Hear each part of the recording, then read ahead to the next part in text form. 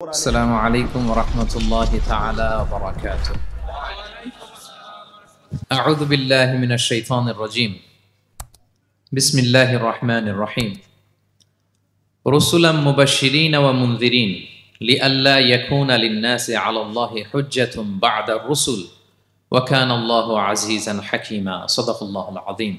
আজকের আলোচনার টপিক হচ্ছে আল্লাহ তাআলা কেন এই পৃথিবীতে রাসূল প্রেরণ করেছেন। রাসূল প্রেরণের উদ্দেশ্য কি, নবী রাসূলদের পরিচয় এবং তাদের বৈশিষ্ট্য, এগুলো নিয়ে আমি আজকে আলোচনা করব এবং নবী রাসূলদের জীবনী থেকে আমাদের আসলে শিক্ষা কি, লেসনটা কি, কি লেসন আমরা নিতে পারি, এই টপিকটা নিয়ে আলোচনা করব। টপিকটা কি সবার কাছে ক্লিয়ার? প্রথমে আমরা উদ্ধার করবার চেষ্টা করি যে কেন আল্লাহ এত রাসূল পাঠালেন পৃথিবীতে, এর কারণটা কি। এর উত্তরটা আল্লাহ তাআলা খুব চমৎকার ভাবে সূরা নিসার 165 নম্বর আয়াতে আলোকপাত করেছেন, যে আয়াতটা দিয়ে আমি আলোচনা শুরু করেছি। আল্লাহ তাআলা বলছেন, রুসুলান মুবাশশিরিন ওয়া মুনযিরিন লিআল্লা ইয়াকুনা লিন-নাসি আলাল্লাহি হুজ্জাতুন বা'দা আর-রুসুল ওয়া কানা আল্লাহু আজিজান হাকীমা। অর্থাৎ আমি রাসূলগণকে সুসংবাদদাতা এবং সতর্ককারী রূপে পৃথিবীতে প্রেরণ করেছি। আমি আবারও বলছি, আল্লাহ বলেন আমি এই পৃথিবীতে রাসূলদেরকে সুসংবাদদাতা এবং সতর্ককারী রূপে পৃথিবীতে প্রেরণ করেছি, যাতে করে রাসূল আগমনের পরে আল্লাহর বিরুদ্ধে মানুষের আর কোনো অজুহাত না থাকে। ওয়া কানা আল্লাহু আজিজান হাকীমা। আর আল্লাহ তাআলা তিনি হচ্ছেন পরাক্রমশালী এবং মহাপ্রজ্ঞাময়। তাহলে উদ্দেশ্য আল্লাহ তাআলা ক্লিয়ার করলেন, কেন তিনি রাসূল পাঠালেন, যাতে মানুষের অজুহাত না থাকে। আল্লাহ তাআলা যদি রাসূল পৃথিবীতে বাণীবাহক হিসেবে প্রেরণ না করতেন, মানুষরা বলতো আল্লাহ আখিরাত বলে যে একটা কথা আছে এটা তো আমি বুঝি নাই, আল্লাহ মৃত্যুর পরে যে আবার জীবিত হইতে হবে এটা তো আমি শুনি নাই, আল্লাহ এই পৃথিবীতে আমি কি কি করেছি তার পাই টু পাই তোমার সুপ্রিম কোর্টের কাঠগড়ায় দাঁড়িয়ে যে বিচারের সম্মুখীন হতে হবে কেউ তো আমার কোনোদিন বলে নাই। এজন্য আল্লাহ বলেন আমি পৃথিবীতে রাসূল পাঠিয়েছি যাতে করে মানুষের কোনো এক্সকিউজ না থাকে। আচ্ছা বলেন তো, এখন কি কেউ আল্লাহরে বলতে পারবে আল্লাহ বিচার যে হবে এটা তো আমি জানি না, বলতে পারবে? আল্লাহ আখিরাত বলে যে একটা কথা আছে, পুনরুত্থান, পুনর্জীবিত হইতে হবে, আবার বিচারের সম্মুখীন হইতে হবে, জান্নাত জাহান্নাম আছে, এগুলো তো কোনোদিন আমি শুনি নাই। এই কথা, এই এক্সকিউজ তোলার কোনো সুযোগ কি আর আছে? No excuse will be granted that day, dear brothers and sisters. সেদিন কোনো এক্সকিউজ আল্লাহ তাআলা গ্রহণ করবেন না, কারণ আল্লাহ তাআলা রাসূলদেরকে প্রেরণ করেছেন, তারা আমাদেরকে বিস্তর বর্ণনা করে জানিয়ে গিয়েছে। এবং কেন রাসূলদেরকে প্রেরণ করেছেন আল্লাহ বলেন যে দুইটা প্রাইম রেসপন্সিবিলিটি দিয়ে আমি রাসূলদেরকে প্রেরণ করেছি। এক নাম্বার মুবাশশিরিন, তারা সুসংবাদদাতা। তারা আমাদেরকে জানিয়েছে এই পৃথিবীতে যদি আমরা ভালো কাজ করি, এক আল্লাহর ইবাদত করি, কারো হক নষ্ট না করি, তাহলে আমরা জান্নাতে যেতে পারবো। জান্নাতের সুসংবাদ তারা দেন। They are the bearer of glad tidings, they are the bearer of paradise. তারা জান্নাতের সুসংবাদদাতা। রাসূলদের দুই নাম্বার প্রাইম রেসপন্সিবিলিটি হচ্ছে মুনজিরিন, তারা সতর্ককারী। তারা আমাদেরকে এই মর্মে সতর্ক করেছেন যে এই পৃথিবীতে যদি আল্লাহর ইবাদত না করে শিরক করো, বেদাআত করো, এই পৃথিবীর বুকে যদি ফাসাদ করো, যদি সীমা লঙ্ঘন করো, যদি অন্যের অধিকার নষ্ট করো, তাহলে তোমাদেরকে জাহান্নামের আযাব ভোগ করতে হবে, ঠিক কিনা? তাহলে দুইটা প্রাইম রেসপন্সিবিলিটি। রাসূলরা হচ্ছেন মুবাশশিরিন, সুসংবাদদাতা, জান্নাতের সুসংবাদ দিয়েছেন। তারা ভালো কাজ করলে জান্নাতে যাওয়া যাবে। পাশাপাশি তারা হচ্ছেন সতর্ককারী। কিসের সতর্ককারী? জাহান্নামের ব্যাপারে সতর্ককারী। এই পৃথিবীতে ফাসাদ করলে, আল্লাহ তাআলার অবাধ্য হলে জাহান্নামে যেতে হবে। এবং রাসূল পাঠানোর মধ্য দিয়ে আল্লাহ তাআলা এক্সকিউজ দেওয়ার সুযোগ বন্ধ করে দিয়েছেন। কোন এক্সকিউজ আর দেয়া চলবে না। তাহলে পৃথিবীতে কেন আল্লাহ তাআলা রাসূল পাঠালেন, এই পয়েন্টটা কি সবার কাছে ক্লিয়ার? আচ্ছা ক্লিয়ার, আমরা সামনের দিকে এগোই। এরপর আল্লাহ তাআলা বলেছেন এই পৃথিবীতে যত জাতি গোষ্ঠী আছে সব জাতির কাছে আমি রাসূল পাঠিয়েছি। ওয়া ইম মিন উম্মাতিন ইল্লা খালা ফিহা নাযীর। যত জাতি, যত নেশন এই পৃথিবীতে এসেছে, সব জাতিকে সতর্ক করবার জন্য, ইনস্ট্রাক্ট করবার জন্য, গাইড করবার জন্য আমি রাসূল পাঠিয়েছি। এমন কোন জাতি নাই যে জাতির মধ্যে আল্লাহ রাসূল পাঠায় নাই, সবাই রাসূল পেয়েছেন। এবং মজার ব্যাপার হচ্ছে they are the chosen and selected personality by Allah subhanahu wa ta'ala. রাসূলরা হচ্ছেন আল্লাহ তাআলার পক্ষ থেকে chosen এবং সিলেক্টেড। রাসূলদেরকে সিলেক্ট করেছে কে? আল্লাহ। তিনি বলেন ওয়া ইন্নাহুম ইনদানা লামিনাল মুস্তাফাইনাল আখিয়ার। নবীরা হচ্ছে আমার কাছে মনোনীত, আমি তাদেরকে মনোনীত করেছি এবং তারা হচ্ছে সর্বশ্রেষ্ঠ মানুষ। তার মানে এই আয়াত থেকে বোঝা গেল নবীরা সিলেক্টেড, তারা ইলেক্টেড না। ইলেকশন করে নবী হওয়া যায় না, নবী সিলেক্টেড এর মাধ্যমে হইতে হয়, সিলেকশনের মাধ্যমে। আর সিলেক্ট করেন কে? চুজ করেন কে? ইলেকশন করে নবী হওয়া যায়? আমরা পৃথিবীর সবাই মিলে যদি ভোট দেই, আল্লাহ আমরা সবাই ভোট দিলাম, এই হচ্ছে রাসূল, তাকে রাসূল হিসেবে আপনি কবুল করেন, হবে ইলেকশনে ভোট দিলে? আমাদের সাথে যদি ম্যানকাইন্ডের সাথে জিন কাইন্ডও যুক্ত হয়, জিনেরাও যদি বলে আল্লাহ আমরাও আছি, আমরাও দিলাম একটা করে ভোট, হবে রাসূল হবে? ফেরেশতারাও যদি যুক্ত হয়, ফেরেশতারাও যদি বলে, মানুষও ভোট দিল, জিনেরাও দিল, ফেরেশতারাও দিল, প্রত্যেকে একটা করেই দিল, ধরেন প্রত্যেকের ভোট গণনা করার পরে দেখা গেল বিশাল ভোট কাউন্ট হয়েছে। এখন তাদের এই ভোটের উপর ভিত্তি করে রাসূল হবে কেউ? হবে? কারণ নবী ইলেকশনে হওয়া যায় না, নবী হয় সিলেকশনে। আর সিলেক্ট করেন কে? আল্লাহু ইয়ালামু হাইসু ইয়াজআলু রিসালাতাহু। কাকে রাসূল বানাবেন, কাকে তিনি নবী হিসেবে অ্যাপয়েন্ট করবেন, এটা তিনিই জানেন। শুধুমাত্র কেবলমাত্র একমাত্র আল্লাহ তাআলা সোললি এটাকে কন্ট্রোল করেন। কেউ চাইলে কারো ভোটে, কারো ইলেকশনে নবী হওয়া যায় না। নবীরা হচ্ছেন সিলেক্টেড, চুজেন পার্সোনালিটি বাই আল্লাহ সুবহানাহু ওয়া তাআলা। তাহলে নবীরা নির্বাচিত নন, ওনারা মনোনীত। নবীরা কি নির্বাচিত? নবীরা মনোনীত। এখন কতজন নবী রাসূল আল্লাহ তাআলা পাঠিয়েছেন? আল্লাহ তাআলা সুস্পষ্ট করে জানাননি কতজন। কিছু কিছু হাদিস থেকে পাওয়া যায় লক্ষাধিক রাসূল, নবী এবং রাসূল আল্লাহ তাআলা পৃথিবীতে পাঠিয়েছেন। কিন্তু কোরআন আল কারিমে এই লক্ষাধিক নবী রাসূলের সবার কথা আল্লাহ তাআলা আমাদেরকে শোনাননি।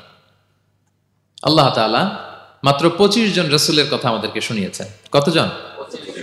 25 জনের কথা আল্লাহ তাআলা শুধু আমাদেরকে বলেছেন, বাকিদের কথা বলেন নাই। কতটুকু আমাদের বলা দরকার এটা আমাদের চেয়ে ভালো জানেন কে? আল্লাহ ভালো জানেন। আল্লাহ তাআলা ভালো জানেন কতটুকু আমাদেরকে জানাতে হবে। যত রাসূল তিনি পাঠিয়েছেন, যত নবী পাঠিয়েছেন, সবার কথা যদি আল্লাহ কোরআনে বলতেন, তাহলে কোরআন কি মাত্র 611 পৃষ্ঠার একটা বই হতো? 10 খণ্ড, 15 খণ্ড, 20 খণ্ড। তখন আমরা হাফেজ হতে পারতাম? হ্যাঁ, আমরা হাফেজ তরিকুল ইসলাম পাইতাম তখন? হ্যাঁ, তাকরিম পাইতাম? তখন তো হাফেজ হওয়া যেত না। এটা যদি 15 খণ্ড 20 খণ্ডের বিশাল ভলিউম হয়, হাফেজ হওয়া যেত না। এজন্য আল্লাহ তাআলা সব নবীদের কথা আমাদেরকে শোনায় নাই, মাত্র 25 জন নবীর কথা কোরআনে আল্লাহ শুনিয়েছেন। কতজন?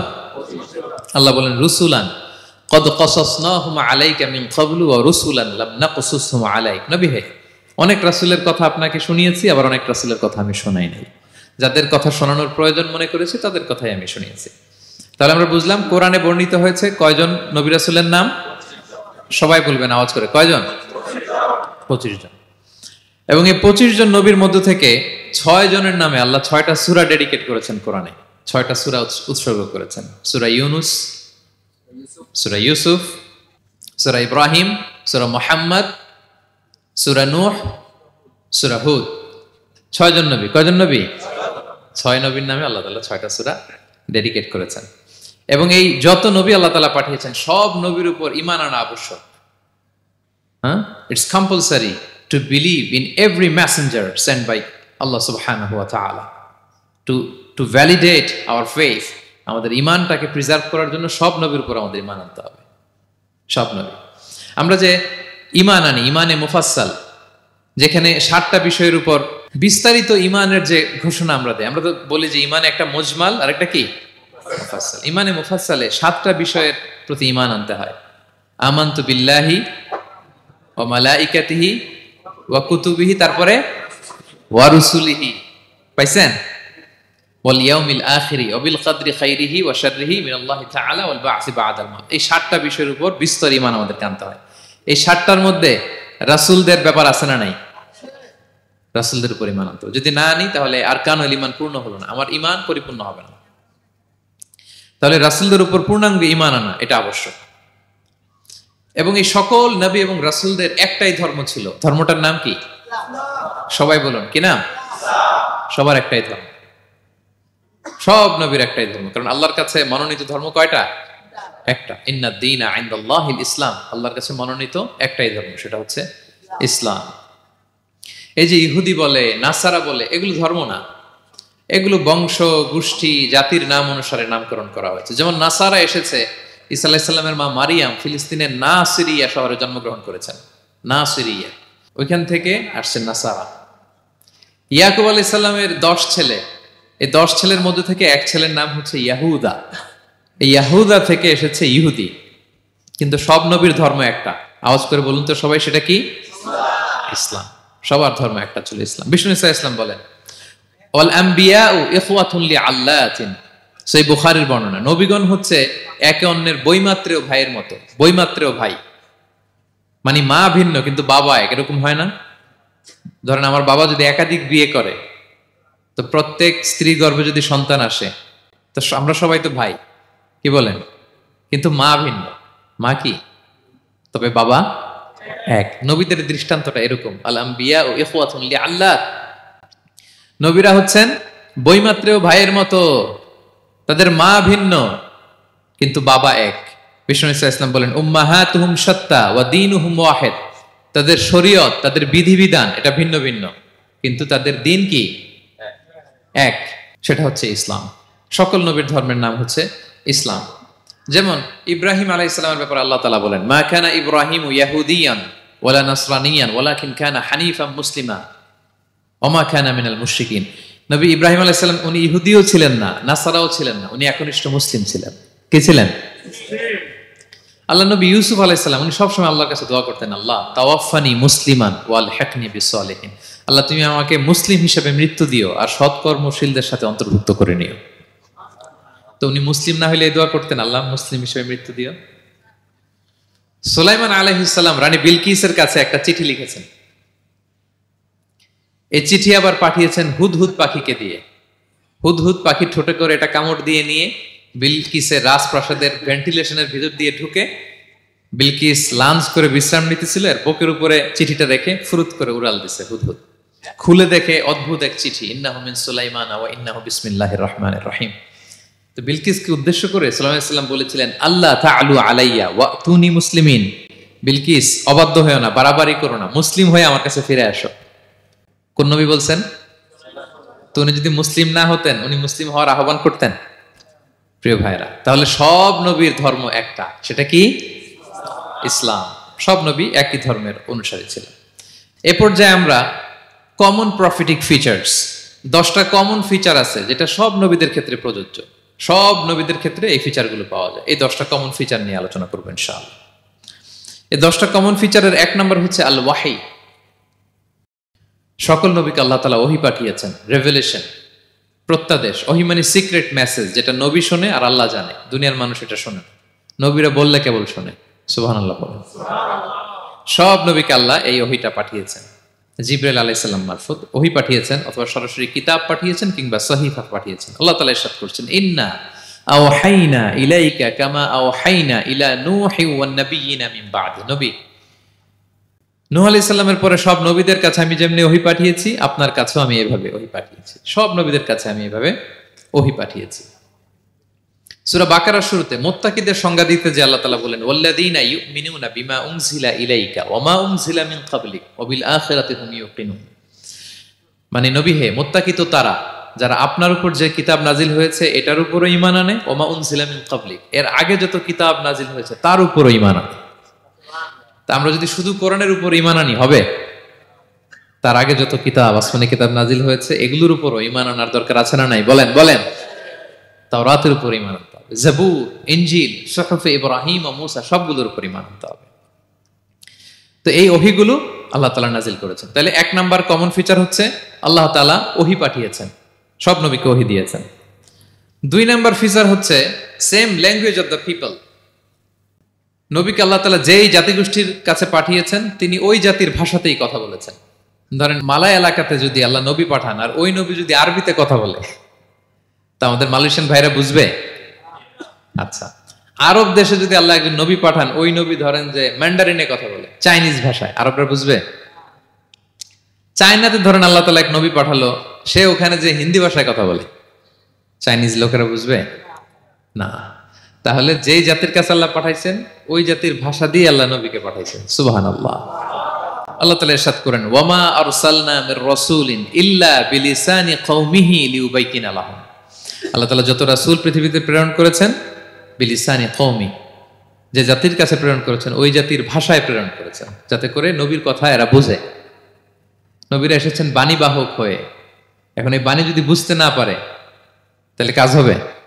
এজন্য প্রত্যেক নবীকে আল্লাহ তাআলা যে জাতির কাছে পাঠিয়েছেন ওই জাতির ভাষায় পাঠিয়েছেন। 3 নম্বর হচ্ছে সকল নবীকে আল্লাহ তাআলা very good standard of character দিয়েছেন। চারিত্রিক দৃষ্টিকোণ থেকে অতুলনীয় ছিল এক একজন নবী। পা থেকে মাথা পর্যন্ত কালো দাগ ফেলার মতো কিছু ছিল না। আল্লাহু আকবার। মাসুম ছিলেন। আহলুস সুন্নাহ ওয়াল জামাআর আকীদা হচ্ছে প্রত্যেক নবী ছিলেন মাসুম, কোনো গুনাহ করেন নাই, নিষ্পাপ প্রতিটা নবী। সর্বোত্তম চরিত্র দিয়ে আল্লাহ তাআলা, অনুপম চরিত্র দিয়ে আল্লাহ তাআলা তাদেরকে পাঠিয়েছেন। আল্লাহ তাআলা বলেন, ওয়া ইন্নাকা লাআলা খুলুকিন আযীম, and verily you are on a very good standard of character. নবী হে, আপনি চমৎকার একটা ক্যারেক্টারের উপর প্রতিষ্ঠিত। আপনার আচরণের মতো, ক্যারেক্টারের মতো আচরণ অতুলনীয়, পৃথিবীতে দ্বিতীয়টা খুঁজে পাওয়া যায় না, ঠিক কিনা? কারণ নবীরা যদি মডেল হন, তাদের আচরণ যদি ভালো না হয়, তাহলে মানুষ কি তাদেরকে গ্রহণ করবে? মানুষ তো তাদের কাছ থেকে শিখবে, জানবে। তো জন্য তাদের আচরণ চমৎকার হওয়ার দরকার আছে না নাই? চমৎকার আচরণ, চমৎকার চারিত্রিক মাধুর্য দিয়ে আল্লাহ তাআলা পৃথিবীতে এক একজন নবীকে প্রেরণ করেছেন। সব নবীরা ভেরি গুড স্ট্যান্ডার্ড অফ ক্যারেক্টারের অধিকারী ছিল।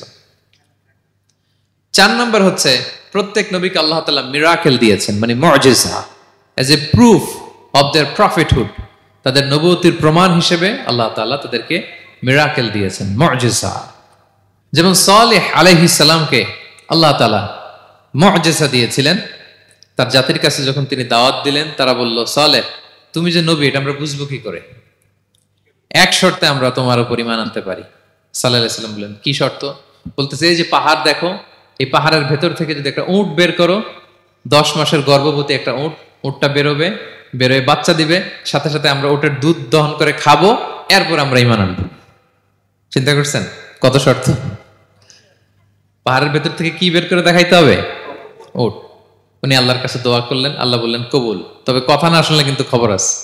বলছে ঈমান আনবে, ঈমান না আনলে কিন্তু খবর আছে। উনি দোয়া করলেন, আল্লাহ কবুল করলেন। পাহাড় বিদীর্ণ হয়ে একটা বিশাল আকৃতির উট বের হয়ে আসলো, 10 মাসের গর্ভবতী উট। মুহূর্তে এটা ডেলিভারি করলো একটা উটের বাচ্চা, এবং দুধ দিতে আরম্ভ করলো, ওলান ভর্তি দুধ। সবাই পেট ভরে দুধ খেলো। খাওয়ার পরে কয়, তুমি জাদুকর। খাওয়ার পরে সাল্লাল্লাহু আলাইহি ওয়াসাল্লাম কি বলে? You are a magician. তুমি জাদুকর, তুমি তো বড় ভেলকিবাজ সালেহ, তুমি পাহাড়ের ভিতরে ভেলকি ঢুকাই দিছো। আল্লাহ তাআলা তাদেরকে একটা সাউন্ড গ্রেনেড, প্রচন্ড শব্দ তরঙ্গ দিয়ে ধ্বংস করে দিলেন। কানের পর্দা ফেটে সবগুলো লাশ হয়ে জমিনে পড়ে রইল। তাহলে এই যে সালেহ আলাইহিস সালাম যেটা দেখাইছেন, এটা কি ভেলকি ছিল? ম্যাজিক ছিল? কি ছিল? মুজিজা, miracle, as a proof of their prophethood. তাদের নবুয়তির প্রমাণ হিসেবে আল্লাহ তাআলা তাদেরকে মুজিজা দিয়েছেন। মূসা আলাইহিস সালামের মুজিজা কি ছিল? লাঠি। ফাআলকাহা ফাইযা হিয়া হাইয়াতুন তাসআ। ওই লাঠি রেখে দিলে মুভিং স্ন্যাক হয়ে যেত, নড়তেছে সাপ, ছবল মারবে। সুবহানাল্লাহ। এটা কি ম্যাজিক ছিল? কি ছিল? মুজিজা। ঈসা আলাইহিস সালামকে আল্লাহ তাআলা মাইন্ড ব্লোয়িং মুজিজা দিয়েছেন। অন্ধ ব্যক্তির চোখে হাত বুলিয়ে দিলেই দৃষ্টিশক্তি ফিরে পেত। ধবল রোগী, কুষ্ঠ রোগীর গায়ে টাচ করে দিলে স্কিন পরিষ্কার হয়ে যেত। মৃত ব্যক্তিকে দাঁড়াতে বললে মুহূর্তে দাঁড়িয়ে যেত। কুম বিইযনিল্লাহ, আল্লাহর আদেশে দাঁড়াও বললে লাশ জীবিত হয়ে দাঁড়িয়ে যেত। বেলকিবাজি ছিল এটা? কি ছিল? বিষ্ণু ঈসা ইসলাম দাওয়াত দিচ্ছেন কুরাইশদেরকে, ওরা মানে না। বিষ্ণু নবী পাগল পড়া, বললেন, আচ্ছা বলো কুরাইশের লোকেরা কি বললে বিশ্বাস করবে যে আমি সত্য নবী? কি বললে বিশ্বাস করবে? তারা বলল, মুহাম্মদ ওই যে আকাশের চাঁদ, এটার 2 ভাগ করে দেখাইতে বললে বিশ্বাস করবো তুমি সত্য নবী। কি আবদার দেখছেন? হ্যাঁ, নবীদেরকে পেয়ে মামুর বাড়ির আবদার নিয়ে আসছিল এক এক জাতিগোষ্ঠী। বলে, মুহাম্মদ আকাশের জল জলে চাঁদটাকে যদি তুমি 2 ভাগ করে দেখাতে পারো তবেই বুঝবে তুমি নবী। বিষ্ণু ইসলাম আল্লাহর কাছে দোয়া করলেন। আল্লাহ বলেন, ঠিক আছে। ইখতারাবাতিস সাআতু ওয়ানশাক্কাল কমার ওয়া ইয়ারাউ আয়াতান ইয়ারিদু ওয়া ইয়াকুলু সিহরুম মুস্তামির। বিষ্ণু নবী সাব্বাবা, এই আঙ্গুলের নাম কি? ইবহাম, সাব্বাবা, ওয়ুসতা, বিংসার, খিনসার। হ্যাঁ, আমরা ইংরেজি নাম ঠিকই জানি, আরবিটা জানি না। ইবহাম, সাব্বাবা, ওয়ুসতা, বিংসার, খিনসার। বিষ্ণু সাব্বাবা আঙ্গুলি উঠালেন। এটা শাহাদাত আঙ্গুলি বলে আমাকে, আসলে সাব্বাবা আরবিতে। তো বিশ্বনবী এভাবে আল্লাহর নাম নিয়ে চাঁদের দিকে ইঙ্গিত করলেন, মুহূর্তে আকাশের জ্যোৎস্না বিরানো চাঁদটা 2 ভাগ হয়ে গেল। কুরাইশরা দেখে তো অবাক। বিষ্ণু বললেন, এবার কথা অনুযায়ী ঈমান আনো। বলে, Muhammad, you are a magician. Muhammad, তুমি বড্ড বড় জাদুকর, তুমি চাঁদের মধ্যে জাদু লাগাই ফেলছো। নাউযুবিল্লাহ মিন যালিক। তাহলে আল্লাহ তাআলা age a proof of their prophethood, তাদের নবুয়তের প্রমাণ হিসেবে প্রত্যেক নবীকে কি দিয়েছেন? মুআজিজা দিয়েছেন, সব নবীকে দিয়েছেন। 5 নাম্বার, সকল নবীর দাওয়াতি মিশন এক ছিল, একই মিশন নিয়ে নবীরা পৃথিবীতে এসেছেন। সেটা কি? তাওহীদ, রিসালাত, আখিরাত। আমার সাথে সাথে বলেন, তাওহীদ, রিসালাত, আখিরাত। তাওহীদ, রিসালাত, আখিরাত। এই তিনটা বুনিয়াদী শিক্ষা দিতে নবীরা এসেছে। তাওহীদ মানে ওয়াননেস অফ গড, আল্লাহ যে এক, সব নবী প্রচার করেছেন। রিসালাত মানে তারা যে বার্তাবাহক হিসেবে এসেছেন, তাদের কথা মানতে হবে, এটার দাওয়াত দিয়েছেন। আখিরাত মানে হচ্ছে মৃত্যুর পরেও যে একটা জীবন আছে, সেই জীবনের ব্যাপারে প্রত্যেক রাসূলরা কি করেছেন? দাওয়াত দিয়েছেন। এবং কোন নবীর কথার সাথে আরেক নবীর কথার গরমিল পাওয়া যায় না, অমিল হয়নি। আচ্ছা বলেন তো, কখনো কি হয়েছে কোন এক নবী এসে বলছে যে মৃত্যুর পরে একটা জীবন আছে, আরেক নবী এসে বলছে না, মনে হয় নাও থাকতে পারে? বলছে? এক নবী এসে বলছে আমাদের স্রষ্টা আল্লাহ তাআলা তিনি একজন, আরেকজন বলছে না, একজন না, 2-3 জন হইতে পারে। এক নবী এসে বলছে ভালো করলে জান্নাত, খারাপ করলে জাহান্নাম, আরেক নবী এসে বলছে না, জান্নাত জাহান্নাম বলতে কিছু নাই। হইছে? হইছে? কোন নবীর কথার সাথে কোন নবীর কথার কোনো বৈপরীত্য নাই, কারণ প্রত্যেক নবীরা মন গড়া কিছু বলতেন না। ওমা ইয়ান্তিকু আনিল হাওয়া ইন হুয়া ইল্লা ওয়াহয়ুন ইউহা। নবীরা কথা বলতেন একটা হেডকোয়ার্টার থেকে তথ্য পেয়ে। ওই হেডকোয়ার্টারটা কার? ওই হেডকোয়ার্টার থেকে যে ইনফরমেশন আসতো সেটার আলোকে নবীরা কথা বলতেন, বানিয়ে কিছু বলতেন না। সব নবীরা দাওয়াত দিয়েছেন, ইয়া কওমি ইবুদুল্লাহ মা লাকুম মিন ইলাহিন গায়রু। হে আমার জাতির লোকেরা, এক আল্লাহর ইবাদত করো, আল্লাহ ছাড়া অন্য কারো ইবাদত করো না। সব নবীরা বলেছেন ইন্নী লাকুম রাসূলুন আমিন, নিশ্চয় আমি তোমাদের কাছে বিশ্বস্ত রাসূল হিসেবে প্রেরিত হয়েছি। সব নবীরা বলেছেন ইয়াউমা লা তামলিকু নাফসুন লিনাফসিন শাইআ ওয়াল আমরু ইয়াউমা ইযিল লিল্লাহ। এমন এক দিনের মুখোমুখি হতে হবে, কেউ কারো উপকার করতে পারবে না। নেতা কর্মীর উপকারে আসবে না, কর্মী নেতার উপকারে আসবে না, পীর সাহেব মুরিদের উপকারে আসবে না, মুরিদ পীর সাহেবের উপকারে আসবে না, হাজবেন্ড ওয়াইফের কিছু করতে পারবে না, ওয়াইফ হাজবেন্ডকে কিছু করে দিতে পারবে না। দিনটা বড্ড ভয়ঙ্কর। সব নবীর এই তিনটা দাওয়াত দিয়েছেন, তাওহীদ, রিসালাত, আখিরাত। তার মানে সব নবীর দাওয়াতি মিশন এক, এক অভিন্ন দাওয়াতি মিশন নিয়ে তারা পৃথিবীতে এসেছেন। 6 নাম্বার, এই পৃথিবীতে যত রাসূল এসেছে, নবী এসেছে, তারা প্রত্যেকে মানুষ ছিলেন। কি ছিলেন? নাকি জিন ছিল? ফেরেশতা?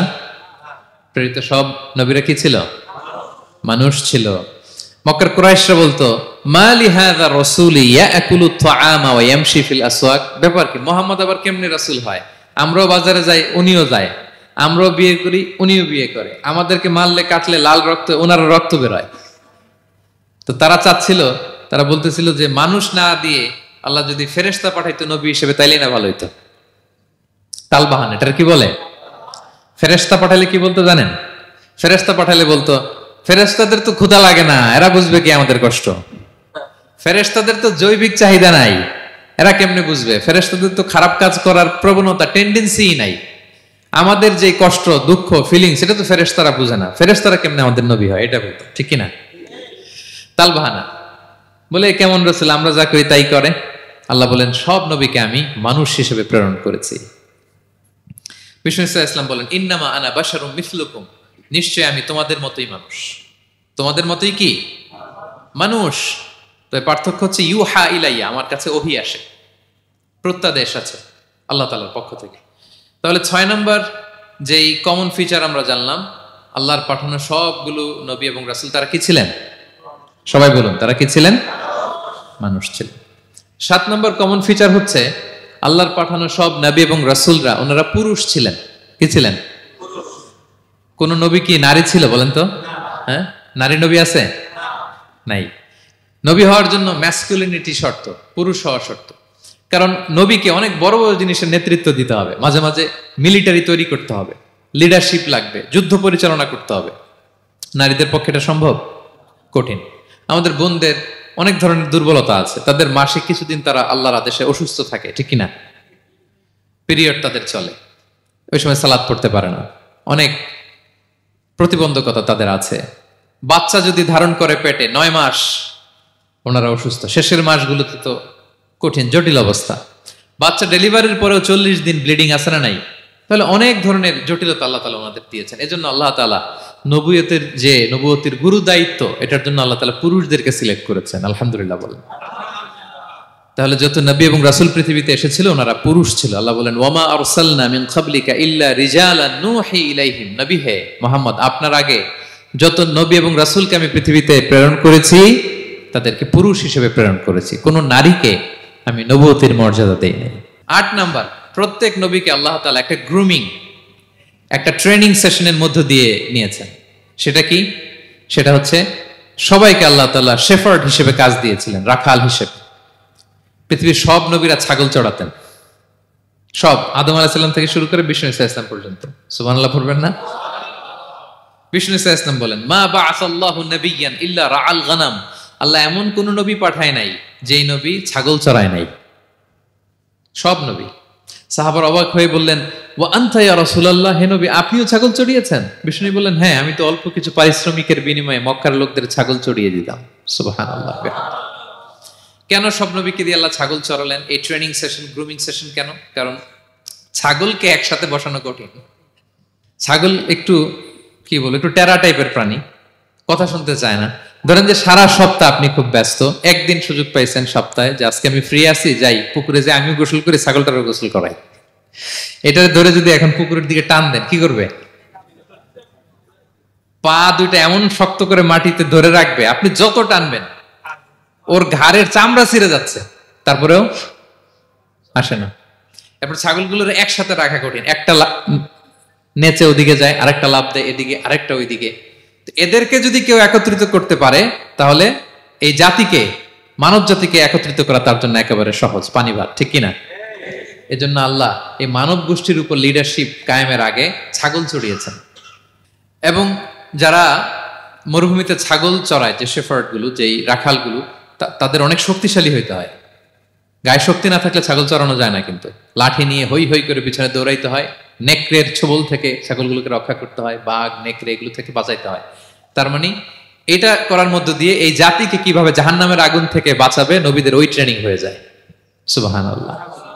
ছাগল এদিক ওদিক দৌড়াতে থাকে, এদেরকে যেমনি একত্রিত করতে হবে, নবীদের কাজও হচ্ছে মানব গোষ্ঠীকে ইউনাইটেড করা, একত্রিত করা। এজন্য আল্লাহ তাআলা মা বাআসাল্লাহু নাবিয়্যান ইল্লা রাআল গানাম, এই পৃথিবীতে এমন কোন নবী পাঠান নাই যেই নবীকে দিয়ে আল্লাহ তাআলা ছাগল চড়ান নাই। সব নবীর মধ্যে এটা কমন। 8 নম্বর পয়েন্ট। 9 নম্বর পয়েন্ট হচ্ছে enmity from their own people. যত নবী দাওয়াত নিয়ে আসছে তারা চ্যালেঞ্জের মুখোমুখি হয়েছেন, শত্রুতার মুখোমুখি হয়েছেন। কেউ ওনাদের জন্য রেড কার্পেট রিসেপশন দেয় নাই। নবীদের পথ ছিল বড় পিচ্ছিল, এটা কুসুমাস্তীর্ণ ছিল না, কণ্টকাকীর্ণ। কেউই সহজে মেনে নেয় নাই। দাওয়াত দিছে তো রিজেক্ট, সবাই প্রত্যাখ্যান করেছে, সবাই প্রত্যাখ্যান করেছে। এটা কমন ছিল, প্রত্যেক নবীকে এটা মুখোমুখি হতে হয়েছে। Mockery, vulgarism, operation, mental torture, physical torture and what not, সব ধরনের। ইভেন অনেক নবীকে হত্যা করা হয়েছে দিনের দাওয়াতের কারণে। বনি ইসরায়েলের লোকেরা তাদের নিজেদের 70,000 নবীকে নিজেরা হত্যা করেছে। এমনকি আমার নবী বিশ্বনবী মুহাম্মদ রাসূলুল্লাহ সাল্লাল্লাহু আলাইহি ওয়াসাল্লামকে হত্যার ষড়যন্ত্র করা হয়েছিল। আল্লাহ তাআলা দয়া করে বিশ্বনবীকে হিজরতের ব্যবস্থা করে দিয়ে প্রাণে বাঁচিয়েছেন, মক্কা থেকে মদিনাতে পাঠিয়ে দিয়েছেন।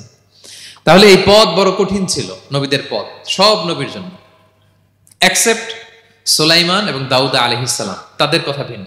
এছাড়া সব নবীরা এই সংগ্রাম, এই বিরোধিতা, এই শত্রুতা, এই জেলাসি, এগুলোর মুখোমুখি হয়েছে পৃথিবীর সকল নবীরা, সকল নবীরা। বিষ্ণু ঈসা ইসলাম ঘুমাতে পারে নাই একটা রাত শান্তিতে। বিষ্ণুর বায়োগ্রাফি যদি আপনি পড়েন, জীবনে যদি পড়ে দেখেন, প্রত্যেকটা নবীর জীবনে এই কষ্টকর মুহূর্তগুলো ছিল। শত্রুতা সব নবীকে পোহাতে হয়েছে। বিষ্ণু ঈসা ইসলামের কাছে যখন প্রথম নাজিল হলো ইকরা বিসমি রাব্বিকাল্লাযী খালাক, সূরা আলাকের প্রথম কয়টা আয়াত? 5 আয়াত নিয়ে কোরআনের ভারে নতুন রেভিলেশন পেয়ে বিষ্ণুনবী কাঁপতে আরম্ভ করলেন। কাঁপতে কাঁপতে জ্বর এসে গেল বিষ্ণুনবীর গায়ে, নিচে নেমে আসলেন। খাদিজা রাদিয়াল্লাহু তাআলা আনহাকে বললেন, জাম্মিলুনি জাম্মিলুনি, আমাকে কম্বল চাপা দাও, আমার খুব শীত লাগছে, আমার জ্বর এসে গিয়েছে। কাঁপতে লাগলেন বিষ্ণু ইসলাম। খাদিজা রাদিয়াল্লাহু তাআলা আনহার এক চাচাতো ভাই ওয়ারাকা ইবনে নাওফল ছিল ইনজিল কিতাবের পণ্ডিত খাদিজা রাদিয়াল্লাহু তাআলা আনহা বিষ্ণুকে নিয়ে চাচাতো ভাইয়ের কাছে গেলেন, যে বলেন, ভাই ওরাকা দেখেন তো মোহাম্মদ কি বলে, সে কি দেখছে, কি নিয়ে আসছে, কাঁপতেছে আর বলতেছে আমি মরে যাব, আমাকে কম্বল চাপা দাও। ওরাকা বললেন, মোহাম্মদ কে এসেছিল বলতো? বিষ্ণু জিবরাইল ইসলামের বর্ণনা দিলেন। কি বলেছে বলতো? 5 আয়াতের বর্ণনা বিষ্ণু ইসলাম দিলেন। তখন বিষ্ণু ইসলামের কথা শুনে ওরাকা বলল, তোমার কাছে যে এসেছে ওহুয়ান নামুস, মানে জিবরিল, সে সব নবীদের কাছে এসেছে। মোহাম্মদ তুমি নবী হবা, তুমি কি হবা? তুমি নবী হবা, আখিরি নবী হবা তুমি। যে তোমার কাছে এসেছে সে সব নবীদের কাছে ওহী নিয়ে এসেছিল।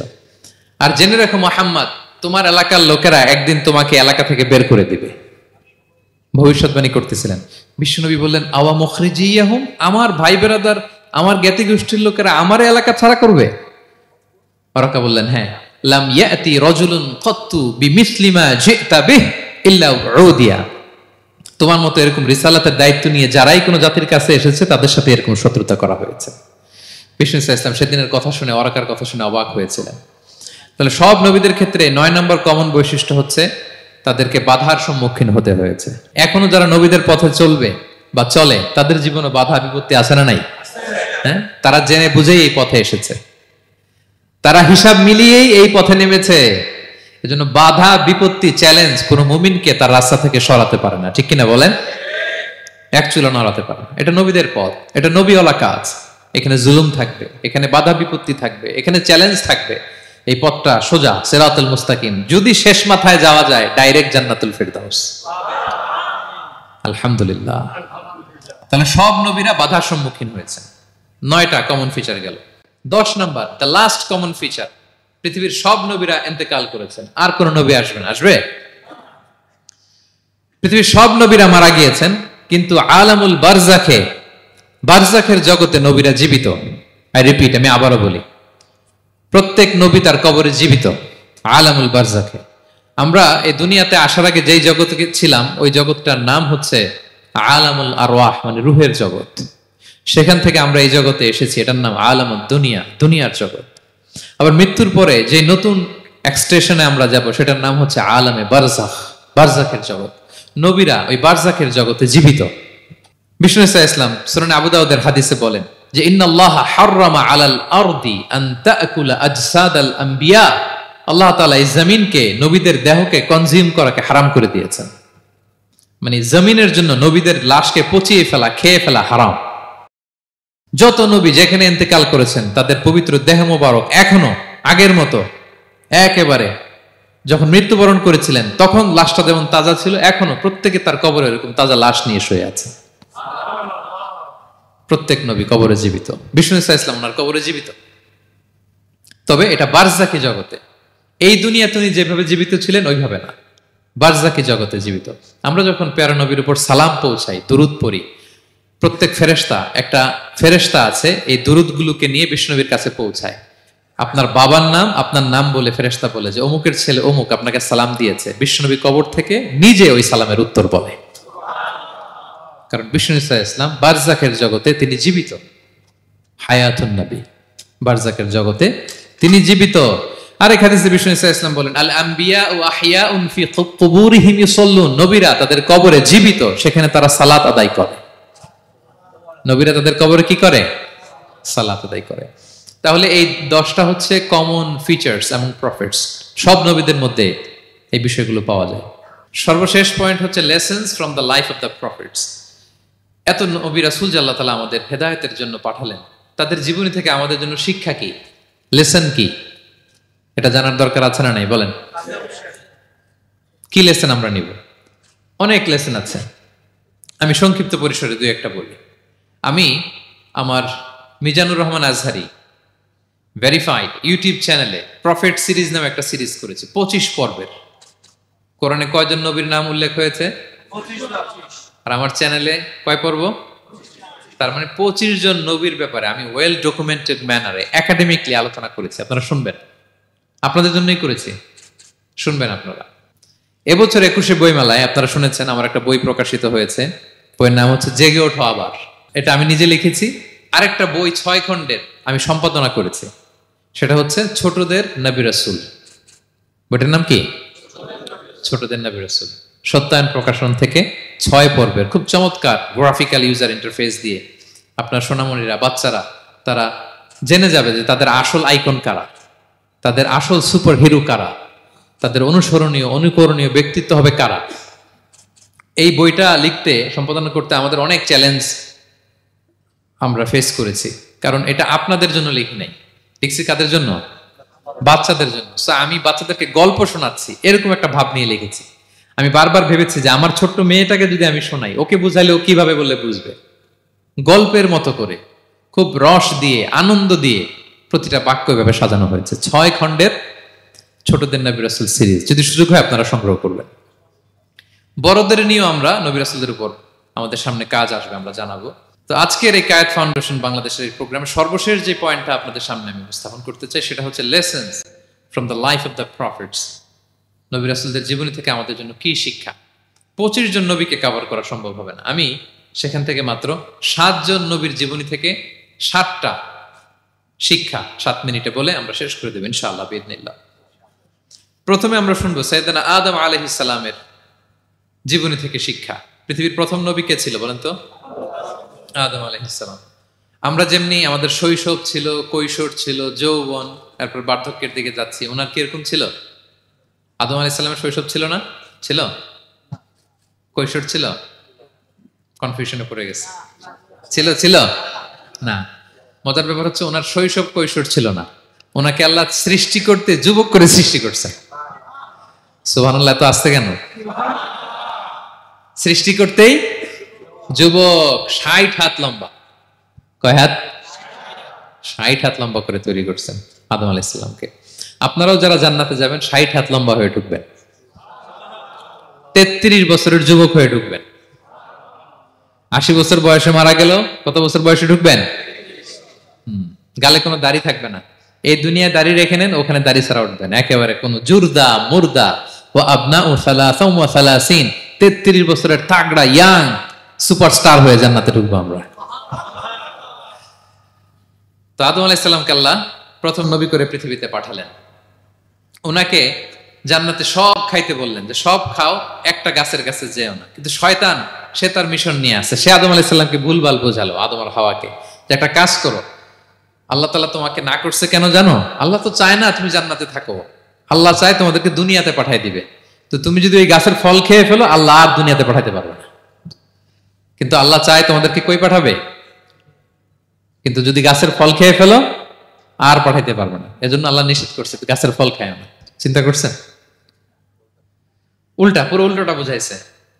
তো ভুল করে সাইয়েদনা আদম আলাইহিস সালাম, হাওয়া আলাইহিস সালাম খেয়ে ফেলছেন এই ফল। খাওয়ার পরেই আল্লাহ তাআলা পাঠাই দিলেন পৃথিবীতে, যাও জমিনে যাও, এই জান্নাতে আর থাকা যাচ্ছে না। কাঁদতে আরম্ভ করলেন আদম আর হাওয়া আলাইহিস সালাম, কাঁদতে কাঁদতে অনুতপ্ত হয়ে আল্লাহর কাছে দোয়া করলেন। তো পুরো আদম আলাইহিস সালামের জিন্দেগির সবচেয়ে বড় শিক্ষা হচ্ছে রিপেন্টেন্স, অনুতপ্ত হওয়া। কি হওয়া? অনুতপ্ত হওয়া। আমরা ভুল করব, কুল্লুকুম খাত্তাউন, আমরা সবাই পাপী। সবাই কি পাপী? কে পাপ করি না? আমরা সবাই পাপী। কিন্তু মনে রাখবেন, আমাদের পাপ যত বড় হোক, আল্লাহর রহমতের দরিয়া তার চাইতেও বড়, অনেক বড়। তিনি দয়াময়, তিনি মেহেরবান, তার দয়ার শেষ নাই, তার মায়ার শেষ নাই। তার রহমতের দরিয়া যে কত বড় আপনি কল্পনাও করতে পারবেন না।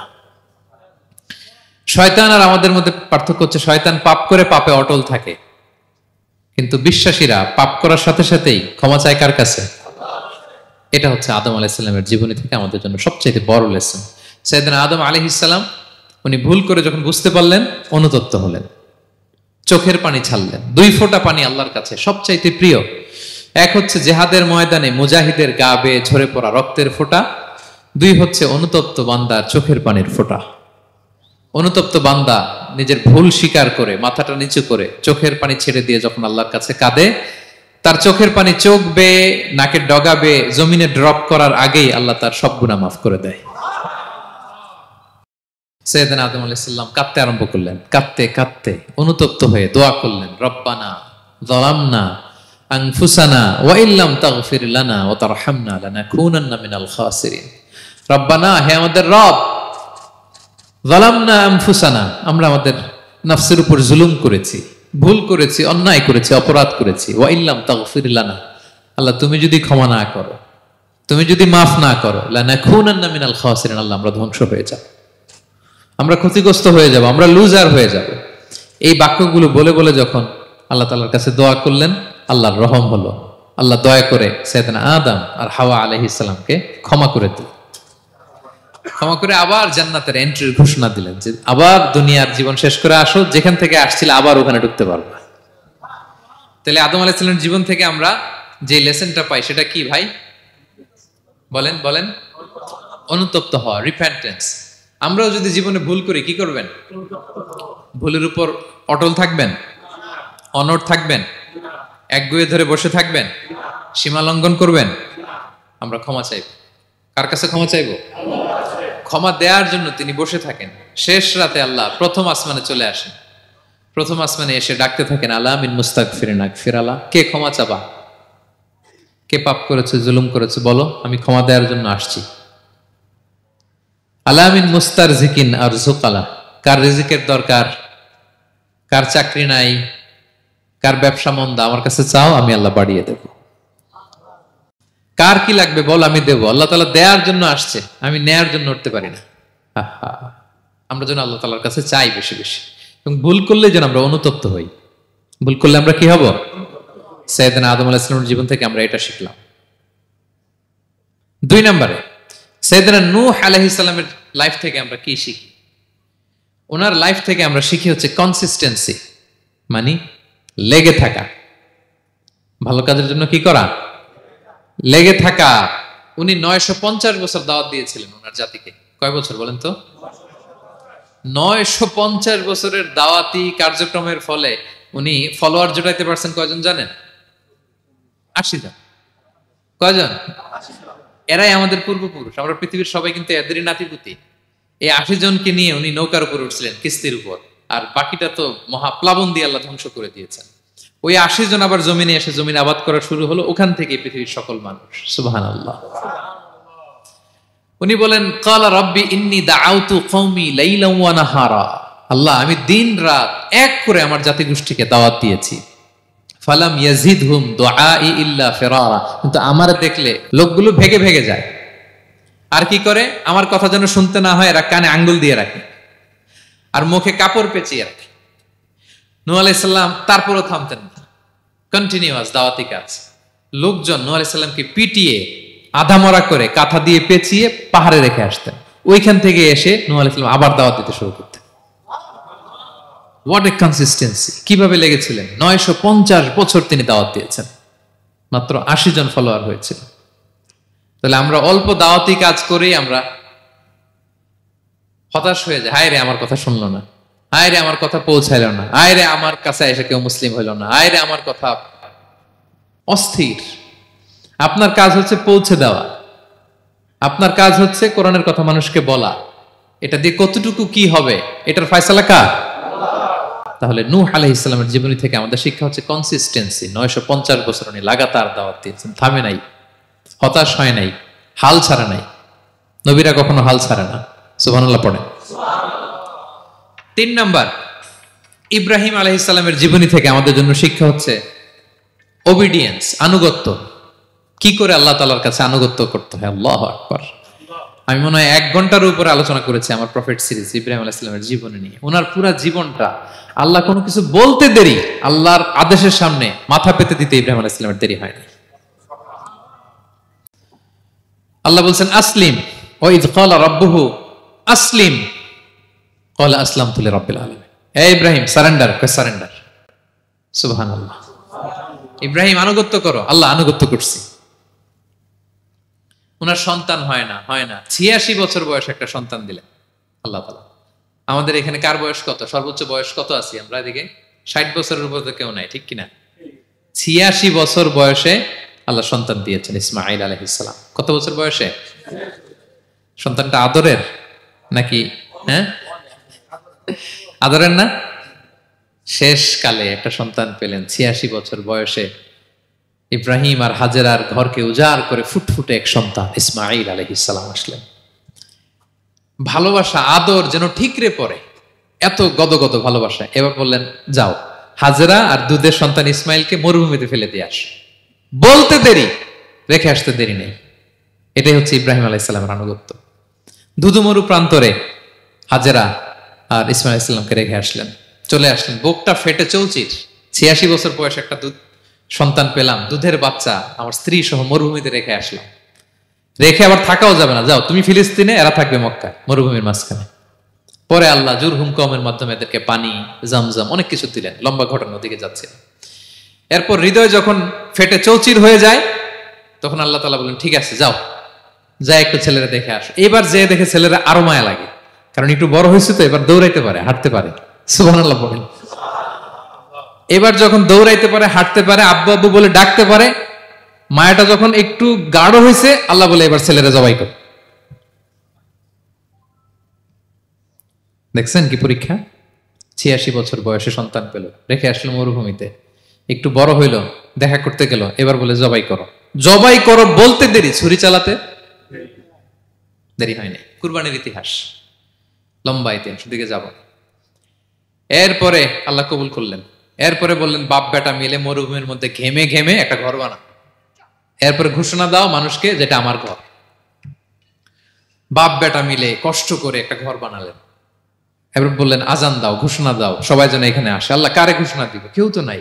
বলতেছে তুমি ঘোষণা দাও, এই ঘোষণার শব্দ পৃথিবীর সব মানুষের কর্ণকুহরে আমি আল্লাহ নিজ দায়িত্বে পৌঁছে দেব।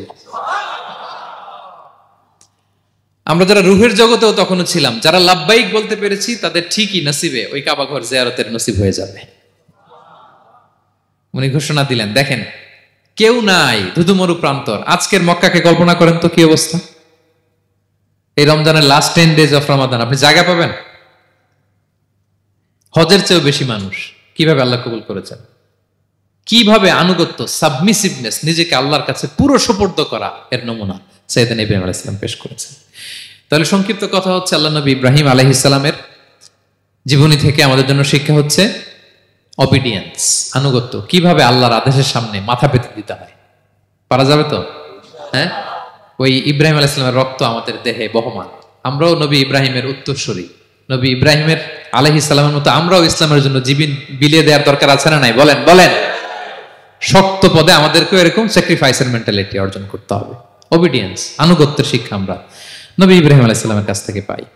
4 নম্বর, ইয়াকুব আলাইহিস সালাম, ওনার জীবনী থেকে শিক্ষা হচ্ছে পেশেন্স, ধৈর্য। আমাদের অনেকের ধৈর্য নাই, আমরা অস্থির, অল্পতে ধৈর্য হারাই ফেলি। ধৈর্য এমন একটা গাছ, এই গাছের সারা গায়ে অনেক কাঁটা, কিন্তু এই গাছের ফল বড্ড মিষ্টি। ধৈর্য এমন একটা গাছ, গাছের সারা গায়ে কি, কিন্তু ফলটা।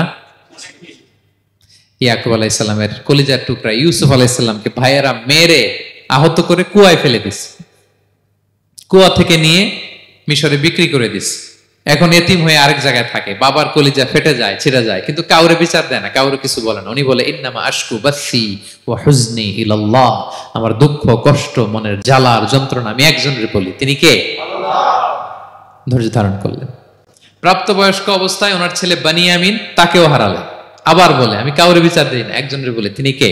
আল্লাহ। এই 2 ছেলের শোকে কাঁদতে কাঁদতে অন্ধ হয়ে গেলেন। আল্লাহু আকবার। সাইয়েদনা ইয়াকুব আলাইহিস সালাম একবার ধৈর্য হারা হন নাই। তাহলে আল্লাহ নবী ইয়াকুব আলাইহিস সালামের জীবনী থেকে আমাদের জন্য শিক্ষা হচ্ছে পেশেন্স। বিপদে আমরা কি ধরবো? ধৈর্য ধারণ করব। 5 নম্বরে ইউসুফ আলাইহিস সালামের জীবনী থেকে আমাদের শিক্ষা হচ্ছে he is the archetype of good character, উন্নত চরিত্রের মডেল। আমার যুবক ভাইয়েরা, কায়েদ ফাউন্ডেশন বাংলাদেশের আজকের ইফতার প্রোগ্রামে যুবক যারা এসছো, তোমাদের জন্য শিক্ষা আর্কিটাইপ অফ গুড ক্যারেক্টার, চরিত্র কিভাবে হেফাজত করতে হয় এর মডেল, প্রেরণার বাতিঘর। তাগড়া যুবক, পৃথিবীর সবচাইতে সুন্দর পুরুষ ইউসুফ আলাইহিস সালাম। তাকে দেখে ওই সময়ের আরেক বিশ্ব সুন্দরী জুলাইখা প্রেমে মাতোয়ারা, গোপন কক্ষে নিয়ে প্রেম নিবেদন করেছে, বলেছে ইউসুফ কাক পক্ষে টের পাবে না। আল্লাহ নবী ইউসুফ আলাইহিস সালাম এটাকে প্রত্যাখ্যান করলেন। জোরাজুরি করলো, প্রত্যাখ্যান করলেন। মারধর করা হলো, প্রত্যাখ্যান করলেন। সবশেষে আলটিমেটাম দিল, যদি আমার কথা মতো না চলো জেলখানায় ভরবো। উনি বললেন ক্বালা রাব্বি সিজনু আহাব্বু ইলাইয়া মিম্মা ইয়াদউনানি ইলাই, আল্লাহ এই পাপের কাজের চেয়ে জেলখানায় আমার জন্য ভালো। বিনা অপরাধে, বিনা দোষে 1 যুগ মিথ্যা অপবাদে কারাবন্দী ছিলেন সাইয়েদনা ইউসুফ আলাইহিস সালাম। তারপরেও চরিত্রের ব্যাপারে 1 বিন্দু কম্প্রোমাইজ করেন যুবক ভাইরা, চরিত্র বড় দামি সম্পদ। সম্পদ গেলে সম্পদ আসে, স্বাস্থ্য গেলে স্বাস্থ্য আসে, একবার চরিত্র নষ্ট হলে ওই চরিত্র আর ফিরে পাওয়া যায় না। সাইয়েদনা ইউসুফ আলাইহিস সালামের জীবনী থেকে আমাদের শিক্ষা হচ্ছে চরিত্রকে কিভাবে প্রিজার্ভ করতে হয়। এটা 6 নম্বরে সাইয়েদনা ঈসা আলাইহিস সালামের জীবনী থেকে আমাদের জন্য শিক্ষা হচ্ছে স্লেভারি, দাসত্ব। কারণ আমরা সবাই গোলাম একজনের। বলেন তো কার গোলাম? আল্লাহর গোলাম। কিন্তু ওনার সব উম্মতেরা মানে খ্রিস্টানরা তাকে বলে সান অফ গড, উনি নাকি আল্লাহর সন্তান। নাউজুবিল্লাহ পড়েন। ওনার মা ম্যারি মানে মারিয়াম আলাইহিস সালাম নাকি আল্লাহর স্ত্রী। নাউযুবিল্লাহ। কিন্তু উনি জন্মের পরেই দুধের শিশু মায়ের কোলে বসে একটা ছোট্ট ভাষণ দিয়েছিলেন, বলেছিলেন ইন্নী আব্দুল্লাহ আতানিয়াল কিতাবা ওয়া জাআলানি নাবিয়্যা। আল্লাহ আমাকে আল্লাহর গোলাম বানিয়ে পাঠিয়েছেন। দেখেন কি নবী, প্রথমে এসে বলেন আমি কিন্তু রাসূল। একে তো দুধের শিশু, মুখের প্রথম কথা কি? ইন্নী আব্দুল্লাহ, আমি আল্লাহর গোলাম।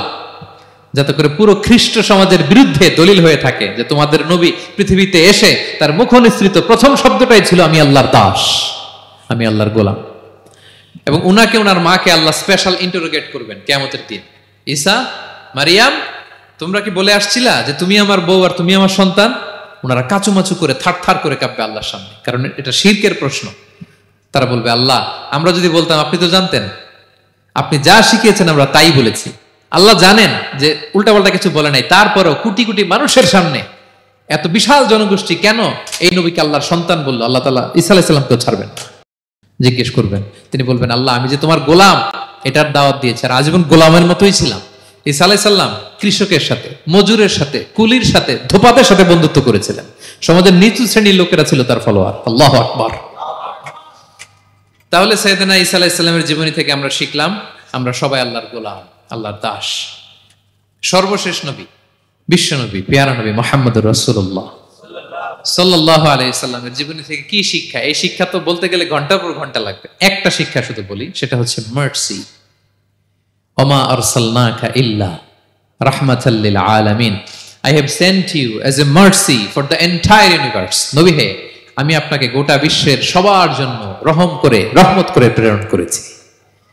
তিনি মানুষের জন্য রহমত, তিনি প্রাণীর জন্য রহমত, তিনি পাখির জন্য রহমত, তিনি স্ত্রীদের জন্য রহমত, তিনি উম্মতের জন্য রহমত, তিনি তার ফলোয়ার সাহাবীদের জন্য রহমত। ঠিক কিনা? তিনি কত রহমতের নবী ছিলেন? বিষ্ণু ইসলাম কতটা রহমতের নবী ছিলেন? ছোট্ট একটা উদাহরণ দিয়ে শেষ করি। বিষ্ণু ইসলাম বলেন লিকুল্লি নাবিয়িন দাওয়া মুস্তাজাবা। আল্লাহ প্রত্যেকটা নবীকে একটা করে দোয়ায়ে মুস্তাজাবা দিয়েছেন। মানে এমন দোয়া, এই দোয়া করতে দেরি কিন্তু দোয়া কবুল হতে দেরি হয়। সব নবীকে আল্লাহ বলছেন এই নবীরা তোমাদের প্রত্যেককে একটা করে দোয়া করার সুযোগ দিলাম এই দুনিয়াতে, এবং দোয়াটা করার সাথে সাথেই কবুল করে ফেলবে। বিষ্ণু বলেন লিকুল্লি নাবিয়িন দাওয়া মুস্তাজাবা। সব নবীরা একটা করে দোয়া মুস্তাজাব পেয়েছেন, দাআও বিহা, আর নবীরা ওই দোয়াটা দুনিয়াতেই করে ফেলছে। সব নবীর ওই স্পেশাল দোয়া যেটা করলেই কবুল, ওটা সব নবীরা কি করছে? দুনিয়াতেই করে ফেলেছে। কিন্তু বিশ্বনবী বলেন ওয়া ইন্নী আখতাবিউ দাওয়াতি শাফাআতান লি উম্মতি ইয়াউমাল কিয়ামা। আমি আমার সেই দোয়াটা এই দুনিয়ার বুকে অন্যান্য নবীদের মতো করি নাই। আমি আমার দোয়াটা আমার গুনাহগার উম্মতের জন্য কিয়ামতের কঠিন দিনে তারা যখন মুসিবতে পড়ে যাবে, ওই মুসিবত থেকে বাঁচার জন্য ওই দোয়াটা আমি আমার উম্মতের জন্য রেখে দিয়েছি। ওয়া ইন্নী আখতাবিউ দাওয়াতি শাফাআতান লি উম্মতি ইয়াউমাল কিয়ামা। সব নবীরা এই দোয়াটা করেছে, দুনিয়াতেই কবুল হয়ে গিয়েছে। কিন্তু বিষ্ণুনবী বললেন আমি চাইলে এই দোয়াটা করতে পারতাম।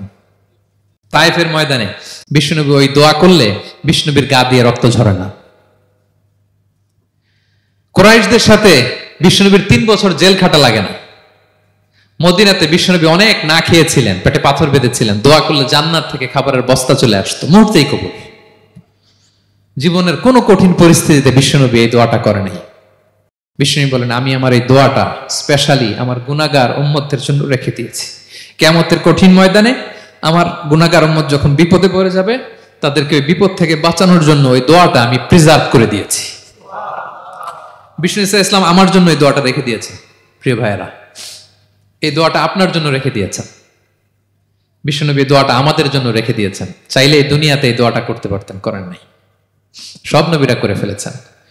এজন্য বিষ্ণুনবীকে বলা হয়েছে ওমা আরসালনাকা ইল্লা রাহমাতাল লিল আলামিন। নবী হে, I have sent you as a mercy for the entire universe. গোটা বিশ্বের জন্য আপনাকে আমি রহমত করে প্রেরণ করেছি। আপনি রহমতের নবী, আপনি দয়ার নবী, মায়ার নবী। বিষ্ণুনবীর জীবনী থেকে শিক্ষা হচ্ছে আমরাও যেন আমাদের অধীনস্থ যারা আছে তাদের প্রতি যেন রহমদিল হই। আমরাও আমাদের প্রতিবেশীদের প্রতি যেন রহমদিল হই।